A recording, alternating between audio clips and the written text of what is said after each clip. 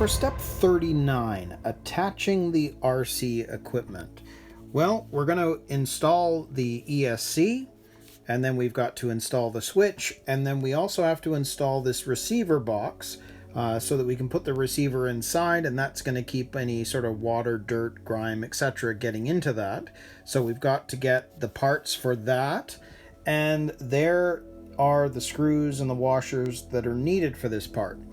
Now, one thing to make note of, I see here that they're showing 2 pieces of double-sided tape and 2 pieces of double-sided tape there. I don't know why that is, or it's a weird way of showing you that you need to attach it to the base of that and then this goes to the base of that. I've not seen that in instruction before. Now, I've taken a look at this. I'm not going to put 2 on, so I'm only going to do 1. But there is one other thing, well, 2 other things to make note of. One, as you've seen in other builds, I'll be placing that box. It says, or at least you can see that they're not saying put any double-sided tape down.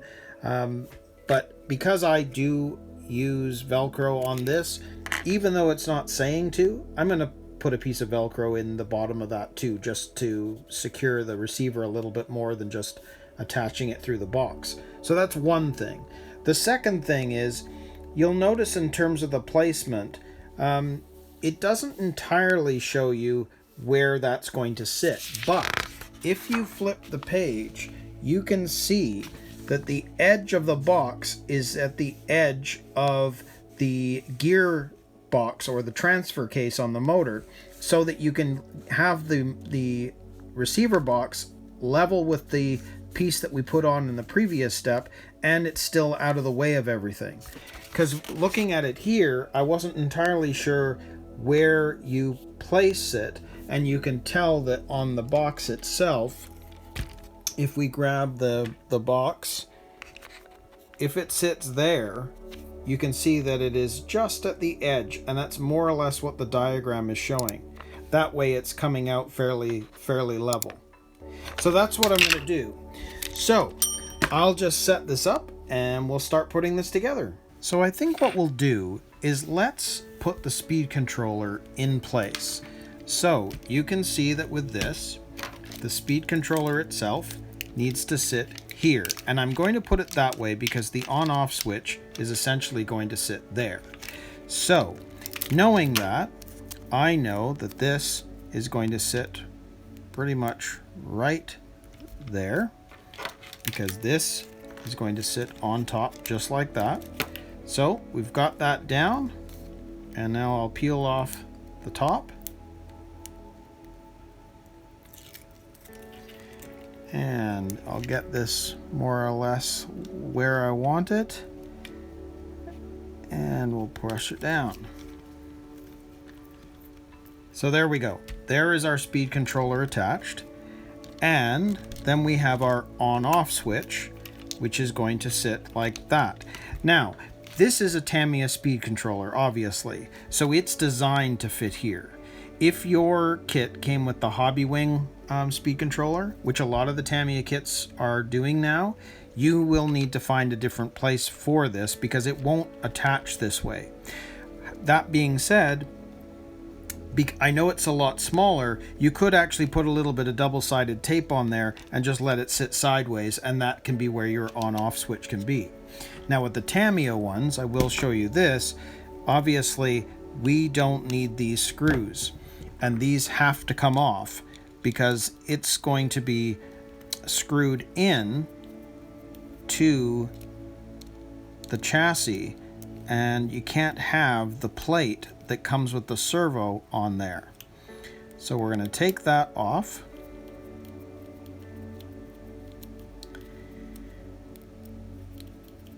And of course, if you do have the Tamiya speed controller, or if you're wanting, if the speed controller yours comes with isn't showing this, I mean, you can see on this, it still said on that side, or yeah, on that side.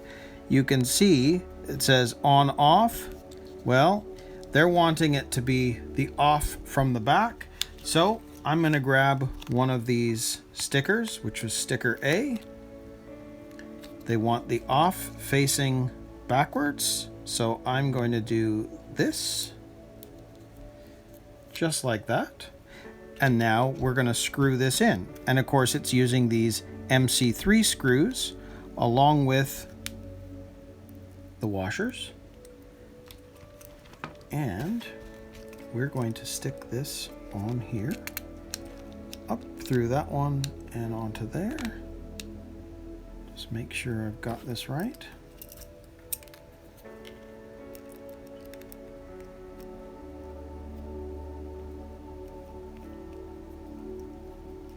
There we go. Get it in most of the way. I'll grab the other one.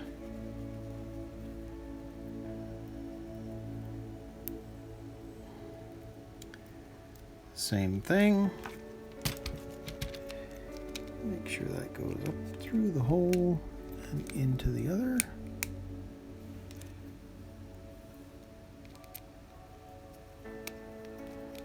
There we go.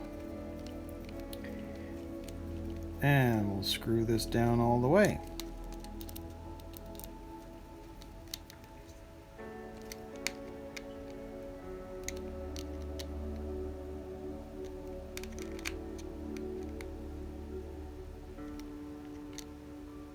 So there we go.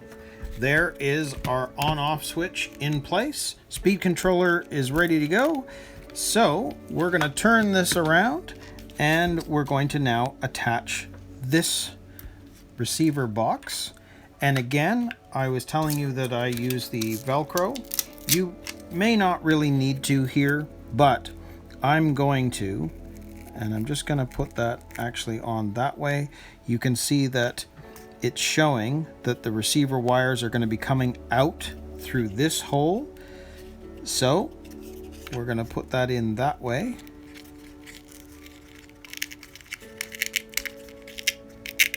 That's good enough. Push that in. So now that that is in, we can put the receiver in, essentially. Make sure that the wire is going out of that hole there. And I mean, I haven't plugged the other things in yet, but that's okay. I don't want to at this point. And then you're going to attach it this way, and we're going to end up screwing this down.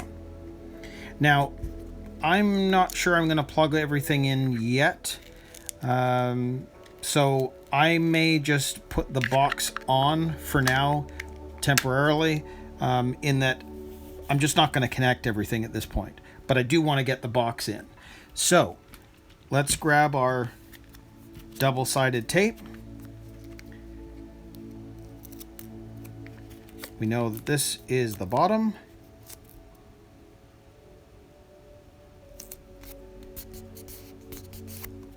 And undo that. We know that based on the positioning, this needs to be level with this. So I'm just going to make sure that that's in the correct position, which it is, and push it down.